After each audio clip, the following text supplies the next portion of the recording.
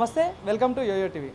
So ఏపీలో చూసుకుంటే ప్రధానంగా ఎలక్షన్స్ అయితే అయిపోయాయి. సో ఓటింగ్ పర్సంటేజ్ చూసుకున్నా కూడా అధికారంలోకి ఏ పార్టీ రాబోతుంది, ఎవరు అధికార పీఠం ఎక్కబోతున్నారు అనే దాని గురించి తీవ్ర చర్చ అయితే ఏపీ రాజకీయాల్లో మారుమవుతుంది. సో ఒకసారి మాట్లాడదాం. మనతో పాటు మాట్లాడడానికి ప్రస్తుత రాజకీయ విశ్లేషకులు చిట్టుబాబు గారు ఉన్నారు. ఒకసారి మాట్లాడదాం. సార్ నమస్తే. సార్ నమస్తే సార్. మరి మీరు కూడా చూస్తూనే ఉన్నారు. సో ఏదైతే జరిగిన పోలింగ్ చూసుకున్నా కూడా ఎట్లా అనిపిస్తుంది, అంటే ఏం చెప్పదలుచుకున్నారు? ఖచ్చితంగా ఎడ్జి జగన్కి కనబడుతుంది వైఎస్ఆర్సీపీ. ఎందుకంటే మీకు ఓటింగ్ సరళి చూసుకుంటే పొద్దున్నే 7 గంటలకు మొదలైతే విలేజెస్లో కూడా ముసలోళ్ళు, ముత్తకోళ్ళు, ఆడాళ్ళు, కుంటోళ్ళు, వీల్ చైర్లు వేసుకుని రోగంతో ఉన్నవాళ్ళు అందరూ పరిగెత్తుకుంటూ వచ్చారు.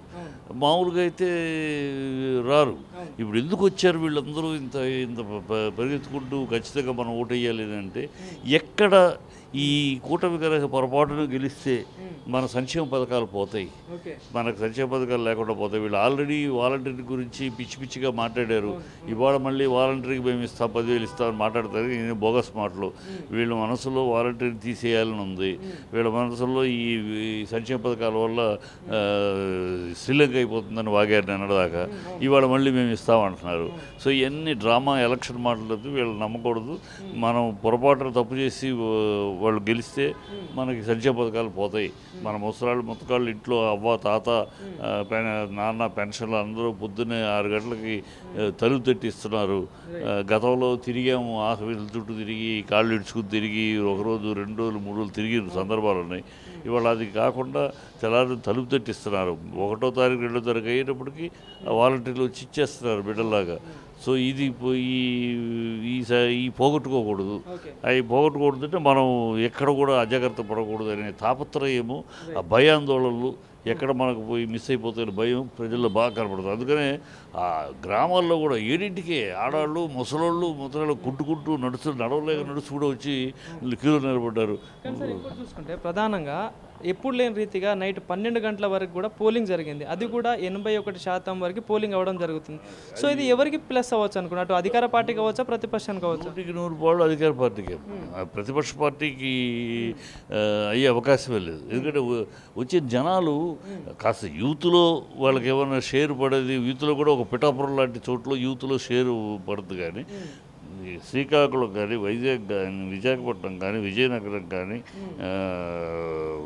చిత్తూరు కానీ, కడప కానీ, కర్నూలు కానీ, నెల్లూరు కానీ, ఈ అన్ని జిల్లాల్లో వైసీపీ డామినేషన్ ఉంది. వైసీపీకే కనబడుతుంది. ఒక గోదావరి జిల్లాలో పంచుకుంటున్నారు. గోదావరి జిల్లాలో కొంత ఇంపాక్ట్ ఉంది. కాస్త సామాజిక వర్గ ప్రాతిపదిక పవన్ కళ్యాణ్ అక్కడ ఉంచటం, దానివల్ల కాస్త అక్కడ షేరింగ్. గుంటూరు అలాగే అమరావతిని ప్రేమించేవాళ్ళు ఉండటం వల్ల అక్కడ కాస్త షేర్ అవుద్ది. కృష్ణా డిస్ట్రిక్ట్ మెజారిటీ మళ్ళీ వైసీపీ. సో ఆ 2-3 జిల్లాలు తప్పితే మిగతా ఎక్కడ కూడా వైసీపీ ప్రభావం తప్పితే వీళ్ళ ప్రభావం లేదు. ఎందుకంటే వీళ్ళ కూటమిని కూడా ప్రజలు హర్షించట్లా. ఇది అనైతిక కూటము, ఇది అవసరానికి ఏర్పడిన కూటము.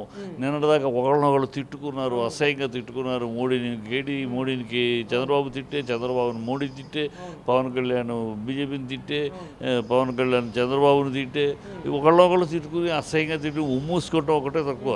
అంత ఘోరంగా తిట్టుకుని వాళ్ళు కలిశారంటే ఎందుకు కలిశారు? అధికారం కోసం తప్పితే వీళ్ళకి వేరే తాపత్రయం లేదు.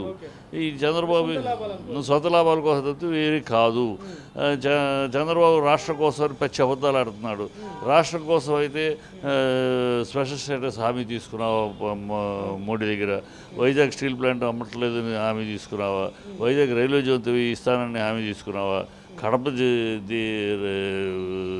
కడప స్టీల్ ప్లాంట్ మీద ఏ హామీలు తీసుకున్నావు? మోడీతోటి పక్కన మీటింగ్లో ఉన్న మోడీతోటి ఇస్తున్నాను అని చెప్పించు. అది లేదు. అది వాళ్ళు ఎందుకంటే ఆల్రెడీ బీజేపీ చెప్పేసింది, వైజాగ్ స్టీల్ ప్లాంట్ ఇది నేషనల్ పాలసీ, మేము లీజుకి ఇచ్చేస్తాము, స్పెషల్ స్టేటస్ ముగిసిపోయిన అధ్యాయం అని పార్లమెంట్లో చెప్పారు. వాళ్ళు అది తెలిసిపోయిన విషయం ప్రజలకి. నేనేదో రాష్ట్ర ప్రయోజనం కోసం పిచ్చి అబద్ధాలు ఆడితే ప్రజలు నమ్మే పరిస్థితిలో లేరు. చంద్రబాబును అసలు నమ్మే స్థితిలో లేరు. పవన్ కళ్యాణ్ ఆలోచన లేకుండా ఆవేశం తప్పితే నేను వస్తే ఏం చేస్తానని చెప్పకుండా నేను వస్తే వాళ్ళని పరిగెట్టిస్తాను, మోకాళ్ళ మీద కూర్చోబెట్టిస్తాను, బట్టలు వడదీస్తాను, తిట్ట రాజకీయం. ప్రజలు నిన్ను గుండా రాజ్యం చేయడానికి, రౌడీ రాజ్యం చేయడానికి నేను గెలిపించాలా? నువ్వు వస్తే ఏం చేస్తావని చెప్పడం పోయి వాళ్ళని కూర్చోబెడతాను ఏం మాటలని ప్రజలు కూడా ఆశ్రయించుకుంటున్నారు. చూసుకుంటే ప్రధానంగా నిన్న జరిగిన పోలింగ్ కాకుండా జరిగిన దారుణాలు చూసుకుంటే అటు గుడ్డలతో కొట్టుకోవడం కానీ, ఎమ్మెల్యే సామాన్యుని కొట్టడం, సామాన్యుడు ఎమ్మెల్యేని కొట్టడం కానీ, కట్టెల దాడి కానీ, ఇవన్నీ చూసుకుంటే ఎట్లా ఏం చెప్పదలుచు? ఫ్రస్ట్రేషను తెలుగుదేశం వాళ్ళకి ఆ కూటానికి ఫ్రస్ట్రేషన్ వచ్చేసింది. ఈ ఫ్రస్ట్రేషన్లో ఇక ఓడిపోతున్నాం అన్నప్పుడు మనకు ఓటైన వాళ్ళని కొట్టాలి. ఓటైన వాళ్ళని అల్లరి చేసి అల్లరి సృష్టించి ఎన్నికలు అయిపోయినాక ఎన్నికలప్పుడు ఏం చేయలేకపోయారు, పారామిలిటరీ అన్నీ ఉన్నాయి కనుక ఎన్నికలు అయిపోయినాయి చెదురు ముదురు ఒకటే తప్పితే ఇది ఫ్రస్ట్రేషన్. అంతకన్నా ఇంకేం ఓడిపోతామని తెలిసినప్పుడు ఈ అన్నీ పోయినాయి, ఏదో అల్లరి గిల్లరి చేశానో సాటిస్ఫై అవటం, అది తప్పితే ఇంకేం లేదు. అప్పుడు అది ఒక ఎమ్మెల్యేని ఓటర్ కొట్టడం, ఓటర్ని ఎమ్మెల్యే చిన్న న్యాయం. అతను ఓటర్ అడిగింది చాలా న్యాయం. నువ్వు ఎమ్మెల్యే అయినా నువ్వు ఎమ్మెల్యే సరే ఎమ్మెల్యే 10 చోట్ల తిరగాలి అన్న ఒక మాట చెప్పేసి వెళ్ళుండొచ్చు. అది భార్యతో కూడా వెళ్ళిపోయి వేస్తారంట. అడిగితే ఈయన కోపడితే వాడు భాష కూడా ఆ ఓటర్ కూడా కొంచెం భాష పరుషంగా మాట్లాడాడు. అంటే ప్రధానంగా చూసుకుంటే పిఠాపురం నియోజకవర్గం చూసుకుంటే మరి గతంలో మీరు కూడా వంగ గీత గారికి గెలుస్తారని చెప్పడం జరిగింది. సో మరి ఇప్పుడు సర్వేలు చూస్తుంటే పవన్ కళ్యాణ్ వైపు తిరుగుతున్నాయని చెప్పేసి కూడా మనం చూస్తున్నాం. సో మరి ఎట్లా ఉండొచ్చు అంటారు మరి పిఠాపురం ప్రధానంగా? ఎందుకంటే 80% ఓటు పర్సెంటేజ్ అక్కడ. సో అంటే వ్యతిరేక ఓట్లు పడ్డాయి అనుకోవచ్చా, లేకపోతే ఎట్లా, దేనికి ఫేవర్ ఉండదు? లేదు, పిఠాపురంలో ఎక్కువ పర్సెంటేజ్ అన్ని చోట్లకు పట్టకపోయారు. 2 వర్గాలు కూడా మొబలైజ్ వ్యవస్థగా చేశారు. ఎక్కడ ఒక ఓటు కూడా మీరు పోకూడదు, మొబలైజ్ చేసుకున్నారు. ఆ మొబలైజ్ వల్ల 2 వర్గాలు మొబలైజ్ చేయటం వల్ల బాగా అంటే 2% పెరిగింది గతంలోకి ఇప్పటికి. ఇక్కడ పవన్ కళ్యాణ్కి అగ్ని పరీక్ష. అతను వీళ్ళు సర్వేలు వాళ్ళ మనుషులు వాళ్ళ మీడియా చేసే హడావిడి తప్పితే ఆ పిల్లలు లోపల కాదు హడావిడి, బయట ఈ కుర్రాళ్ళు హడావిడి తప్పితే యాక్చువల్. ఎందుకంటే అనేక కారణాలు అతనికి ప్రతిబద్ధంగా ఉన్నాయి. అడుగుతున్నారు, నువ్వు చంద్రబాబుతో ఎలా చేతులు కలిపావు? కాపులకు అన్యాయం చేసి కాపులను అవమానించి ముద్రగడ పద్మనాభం కాపుల కోసం కాపుల కమిషన్ మేనిఫెస్టోలో పెట్టావు చంద్రబాబు. ఈ మేనిఫెస్టోలో నెరవేర్చు అని అడిగినందుకు, ఆ ఉద్యమం చేసినందుకు అతన్ని పెట్టారు. ఆ రోజు దాసనారాయణరావు గారితో కలిసి చిరంజీవి చంద్రబాబుని నిందించి నువ్వు పదవిని రాజీనామా చేయాలి అని డిమాండ్ చేశాడు, ద్రోహం చేశాడని. అలాంటి చంద్రబాబుతో చేతులు ఎలా కలిపారు? ఇదే చంద్రబాబు లోకేష్ మా అమ్మని నిందించారు, మిమ్మల్ని వదిలిపెట్టడం సిగ్గుందా శరం ఉందా అని ఆవేశంగా పౌరుషంగా మాట్లాడాడు పవన్ కళ్యాణ్. ఆ పౌరుషం ఏమైంది? అమ్మని తిట్టితే కూడా మర్చిపోయి చంద్రబాబుతో చేతులు కలపాల్సిన అవసరం ఏమొచ్చింది? ఈ కాపులు దేవుడిగా భావించే వంగవీటి రంగ హత్యకి వ్యూహం పన్నింది చంద్రబాబుని ప్రపంచం అంతా తెలుసు. ఇలాగే కాపులకు ద్రోహం చేసి నీ తల్లిని అవమానించి నువ్వు ఇంత పౌరుషంగా మాట్లాడి ఆ పౌరుషం ఏమైపోయింది? ఏ అవసరం కోసం చేతులు కలిపారు? దేనికోసం అక్కడ లొంగిపోయారు అనేది ప్రజలు అడుగుతున్నారు. ఈ సమాధానం చెప్పలేకపోతారు. కాపు అంటే నువ్వు అమ్మాయి కాపు ఆడపడుచు, నువ్వు కాకపోతే అమ్మాయి కాపు ఆడపడదు కదా. సో ప్లస్ నిలకడలేని మాటలు. పవన్ కళ్యాణ్ నిలకడ ఇతను గెలిపిస్తే హైదరాబాద్ వెళ్ళి కూర్చుంటాడు. ఇప్పుడు భీమవరం ఓడిపోయినాక ఒక్కసారి కూడా వెళ్ళలేదు. రేపు ఈయన గెలిచినా హైదరాబాద్లో కూర్చుంటాడు. మనకు ఏదైనా సమస్య వస్తే గీత అయితే ఇక్కడే ఉంటుంది ఆవిడ. మనం వెళ్ళి అమ్మ ఇది సమస్య తీర్చండి అడగచ్చు, గట్టిగా నిలదీయచ్చు. వీళ్ళు ఎక్కడో ఉంటాడు, ఈయన కలవడం కుదరదు. ఈ పిఏలు మేనేజర్లతో మాట్లాడాలి. గెలిచే ఛాన్స్ ఉండదంటారా? కష్టం. అదే అందుకనే అగ్ని పరీక్ష అన్నాను. అగ్ని పరీక్షలో ఉన్నాడు అతను. ఇంకోటి పోస్టల్ బ్యాలెట్ ఓట్లు చూసుకున్నా కూడా గతంలో 1,00,000 పైన పడ్డ ఓట్లు ఈసారి 4 లక్షల ఓట్లు పడడం జరిగింది. సో దీని వెనుక ఎట్లా అంటే ప్రభుత్వం మీద వ్యతిరేకతతో ఇన్ని పడవచ్చు అంటారా, లేకపోతే ఎట్లా అంటారు? ఎటువైపు మళ్ళీ వచ్చి ఓట్లు? ఈ పోస్టల్ బ్యాలెట్ వ్యతిరేకం కన్నా కూడా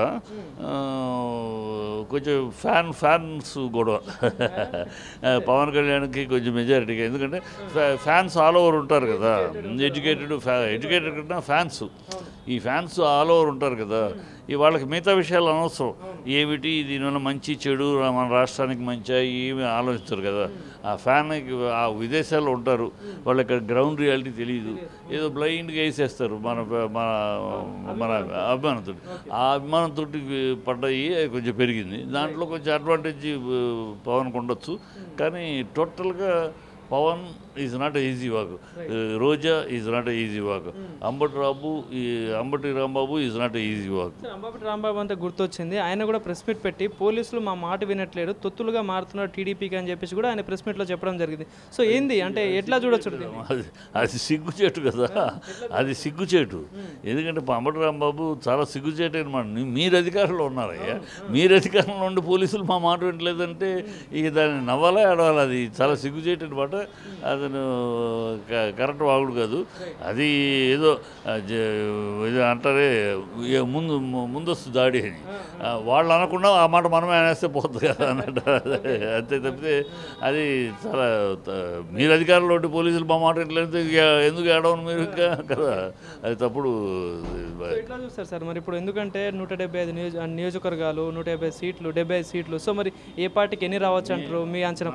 analysis ground reality, ground report మా టీంతో చేశాను. చేస్తే 115 నుంచి 125 గ్యారంటీ వైఎస్ఆర్సీపీ గ్యారంటీ. ఆ పైన పెరుగుతుందే కానీ తగ్గదు. వాళ్ళు 40 నుంచి 45 కూటమికి, అంతకుమించి రాదు, అంతకుమించి వచ్చే ప్రశ్న లేదు. అది ఒక 5 సీట్లు అటు ఇటు, అది లాస్ట్ మినిట్లో అది పెద్దగానే పెరిగేది అనేది. 115 నుంచి 125 లోపు గ్యారంటీ వైఎస్ఆర్. అది గ్రౌండ్ స్టడీ. ఇది నేను వైఎస్సీపీ పార్టీ మనిషిని కాదు, నేను ఏ పార్టీ మనిషి కాదు, నా అనాలిసిస్గా నా టీం తోటి గ్రౌండ్ రియాలిటీలో చేసే దాంట్లో వచ్చిన లెక్కలు ఇవి. ఖచ్చితంగా ప్రజలు ఈ సంక్షేమ పథకాలు అతన్ని గట్టెక్కిచ్చేస్తాయి. సంక్షేమ పథకాలను వాళ్ళు అనవసరంగా కెలికి, వాలంటీర్ వ్యవస్థను కెలికి, రీసెంట్గా మళ్ళీ